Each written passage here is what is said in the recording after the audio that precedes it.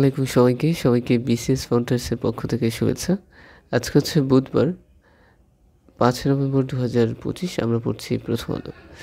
তো আপনারা জানেন যে 4 নভেম্বর হচ্ছে নিউ ইয়র্কের মেমোরিয়াল ইলেকশন হয়েছে এবং আজকে দেখলাম সকালে উঠে যে জোহরান মামদানি হচ্ছে নিউ ইয়র্কের নতুন মেয়র হিসেবে নির্বাচিত হয়েছেন।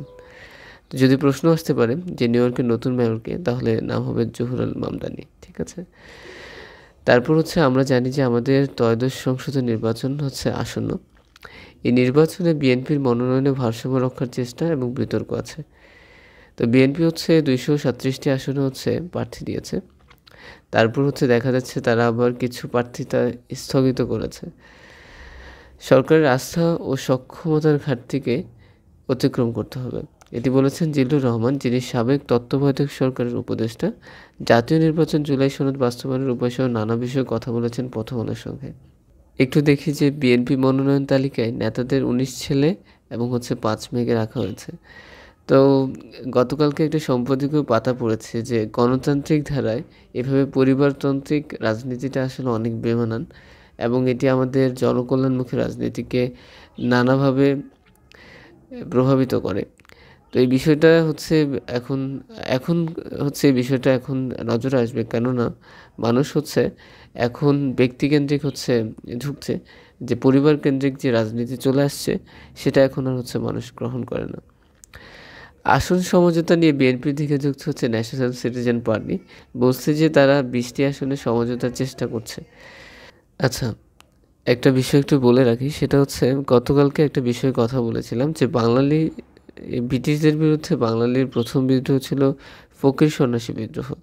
তবে এই বিদ্রোহ কবে হয়েছিল সেটা এক্স্যাক্টলি কোনো তথ্য আমি পাইনি। এটি হচ্ছে 1800 শতকের শেষার্ধে এবং ধারণা করা হয় 1757 সালে। এই তথ্যটি গতকালকের ভিডিওতে একটু ভুল চলে আসছে, তো এইটা একটু মনে রাখবেন।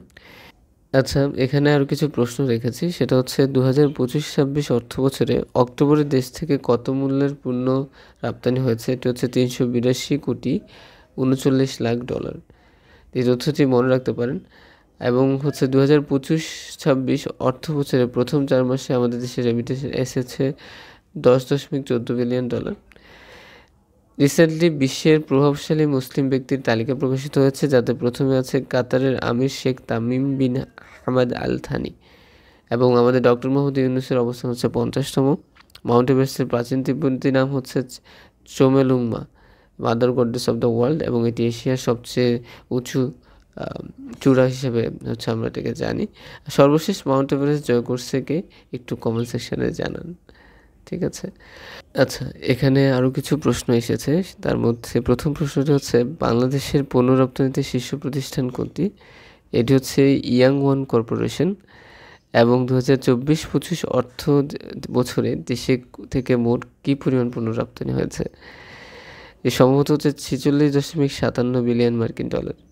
বাংলাদেশের বর্তমান রিজার্ভ কত? এটা একটু কমেন্ট সেকশনে জানান, ঠিক আছে। তারপর হচ্ছে জাতিসংঘের শিক্ষা বিজ্ঞান সংস্কৃতি বিষয়ক সংস্থা ইউনেস্কো আনুষ্ঠানিকভাবে কখন কার্যক্রম শুরু করে? এটি হচ্ছে 1946 সালে। এবং দেশবিভাগ প্রেক্ষাপটে মেঘে ঢাকা তারা, এটি কে হচ্ছে পরিচালনা করেছেন? এটা একটু কমেন্ট সেকশনে জানান। লন্ডন শহরের বর্তমান মেয়র হচ্ছে সাদিক খান এবং মানুষ প্রথম চাঁদে পা রাখা হচ্ছে 1969 সালের 20 জুলাই। আর আর্টিমিস 2, এটি হচ্ছে যুক্তরাষ্ট্রের চন্দ্রজয় মিশন। আর নারী বিশ্বকাপ ক্রিকেটের প্রথম আসর অনুষ্ঠিত হয় 1973 সালে। তো এই প্রশ্নগুলো ইম্পর্টেন্ট, তাই হচ্ছে আজকের পত্রিকায় রাখছি। আপনারা যারা আমাদের ভিডিওগুলো দেখছেন তারা অবশ্যই আমাদের চ্যানেলটা সাবস্ক্রাইব করে আমাদের পাশে থাকবেন।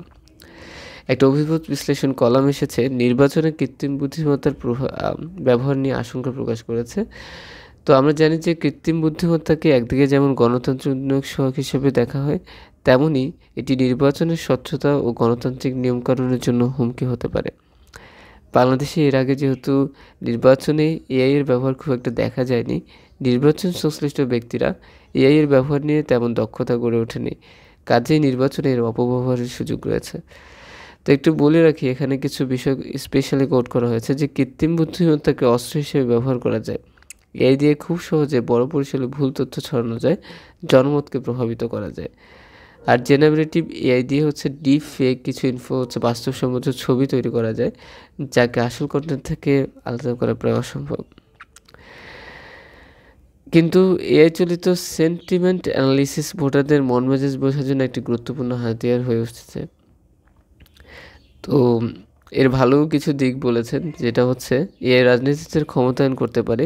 এটি তাদের কাছে আসা বিপুল পরিমাণ মন্তব্য মেল সংক্ষিপ্ত করে বুঝাতে সাহায্য করে, যা তাদের ভোটারদের মতামত ভালোভাবে জানতে এমনকি ব্যক্তিগত উত্তর তৈরি করতেও সহায়তা করতে পারে। তো এই হচ্ছে এআইয়ের ব্যবহার হতে পারে নির্বাচনে। এর ভালো খারাপ দুটি বিষয় নিয়েই হচ্ছে আপনি লিখবেন।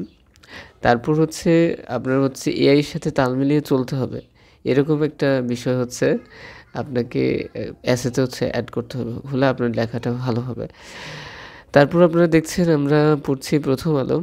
আমরা প্রতিদিন পত্রিকার গুরুত্বপূর্ণ তথ্যাবলিতে নজর দিয়ে থাকি। দেখতে পাচ্ছেন 2026 সালে প্রভাবশালী মুসলিম ব্যক্তি তালিকায় ডক্টর ইউনূসকে স্থান দেওয়া হয়েছে। উনি হচ্ছে 50তম অবস্থানে রয়েছে। আবার ঐতিহাসিক জেল হত্যা সংঘটিত হয় 1975 সালের 3 নভেম্বর, এবং আমাদের অক্টোবর মাসে 256,34,80,000 হচ্ছে রেমিটেন্স হিসেবে এসেছে। এবং এটা খুবই ইম্পর্টেন্ট তথ্য, সেটা হচ্ছে আমাদের বর্তমান ভোটার তালিকা ভোটার সংখ্যা কত, 12,76,12,084 জন। আর জনসংখ্যা কত? জনসংখ্যার প্রশ্নটা ছিল যে আমাদের বর্তমান জনসংখ্যা কত, এটা একটু কমেন্ট সেকশনে জানান। প্রায় 17 কোটি। তারপর আপনি দেখেন এখানে স্বাধীন সাংবাদিকতার সংকট। আপনারা হয়তো গণমাধ্যমের আমাদের রাষ্ট্রের কততম স্তম্ভ, গণমাধ্যম, এটা একটু কমেন্ট সেকশনে জানান। তো বাংলাদেশের স্বাধীন সাংবাদিকতা সবসময় চ্যালেঞ্জিং ব্যাপার। সংবাদ মাধ্যমের উপর এক প্রকার মালিক গোষ্ঠীর ব্যবসায়িক স্বার্থ রক্ষার চাপ, অন্যদিকে ক্ষমতাসীনদের রক্তচক্ষু। তো বিগত স্বৈরশাসন আমলে প্রথম আলোর উপর সরকার ও বিরোধী পক্ষ উভয়ের প্রত্যাশার ছাপ ছিল হচ্ছে মারাত্মক। তো ভারত প্রসঙ্গে সব মিডিয়ার ভূমিকা নিয়েই আলোচনা পরিচালিত হওয়া উচিত, তা না করে শুধু প্রথম আলোকে আলাদা করে প্রশ্নবিদ্ধ করে একপক্ষে হয়ে যায়। গতকালকে প্রথম আলোর ছিল, প্রথম আলোর প্রতিষ্ঠাবার্ষিকী ছিল, এই জন্য আজকেও প্রথম আলো নিয়ে একটা কলাম এসেছে। তো কমিডিয়ায় এই যে স্বৈরশাসক হচ্ছে একটা পত্রিকা বন্ধ করে দেয়, তার উদাহরণ টানা হয়েছে। এজন্য গণমাধ্যমের মালিকানায় ব্যক্তি প্রতিষ্ঠানের হিস্সা লাগাতে হবে। তো এই সমস্যার সমাধান দিয়ে একজন একটা কলাম লিখেছিলেন অনেক আগে, সেটা হচ্ছে যে যারা গণমাধ্যমের মালিক তাদের নামটা আসলে উন্মোচন করা যাবে না।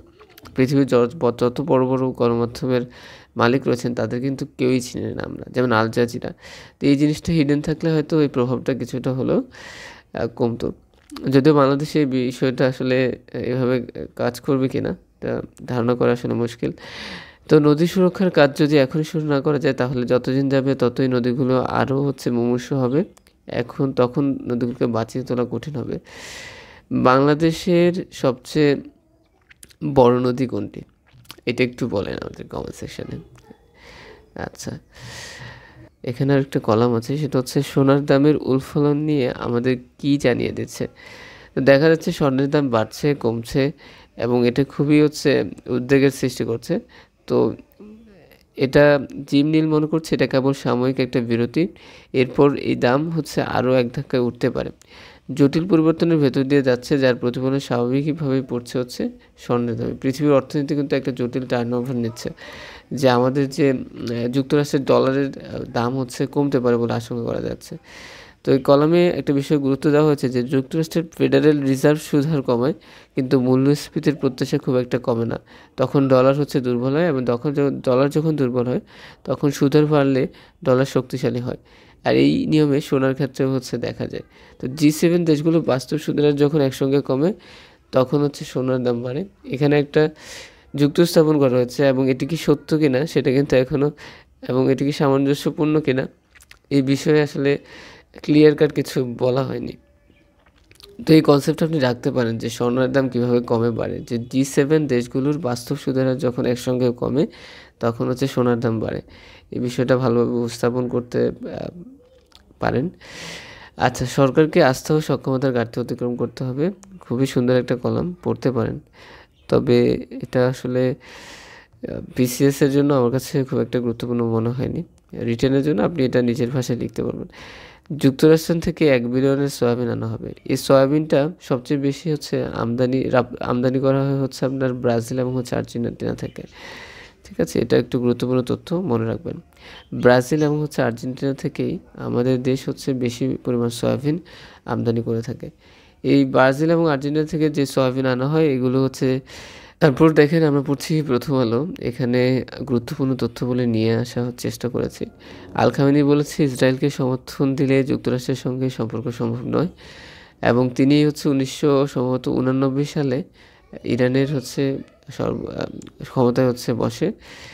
তারপর ৩ নির্বাচন ট্রাম্পের সামনে বড় চ্যালেঞ্জ। নিউ ইয়র্কের মেয়র নির্বাচিত হয়েছেন জোহরান মামদানি, এটা বড় একটা ব্যাপার।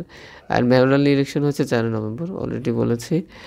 ফিলিস্তিনের হাতেই ছেড়ে দিতে হবে গাজার ভবিষ্যৎ। ফিলিস্তিনের ভবিষ্যৎ গড়ে তোলার দায়িত্ব ফিলিস্তিনের উপরেই দিতে হবে এবং ২ বছরের সংঘাত শেষে আপনারা জানেন যে ১০ অক্টোবর গাজায় যুদ্ধবিরতি চুক্তি কার্যকর হয়েছে।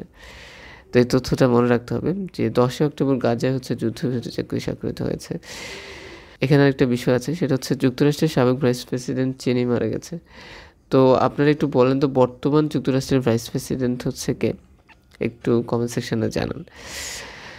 তো এই হচ্ছে আজকের প্রথম আলো। আমরা চেষ্টা করেছি যে আপনাদের সামনে গুরুত্বপূর্ণ তথ্যাবলী উপস্থাপন করার। মাঝে মাঝে যদি ধন্যবাদ সবাইকে যারা ভিডিওগুলো দেখছেন এবং আপনারা আমাদের চ্যানেলটা সাবস্ক্রাইব করে আমাদের পাশেই থাকবেন। আসসালামু আলাইকুম।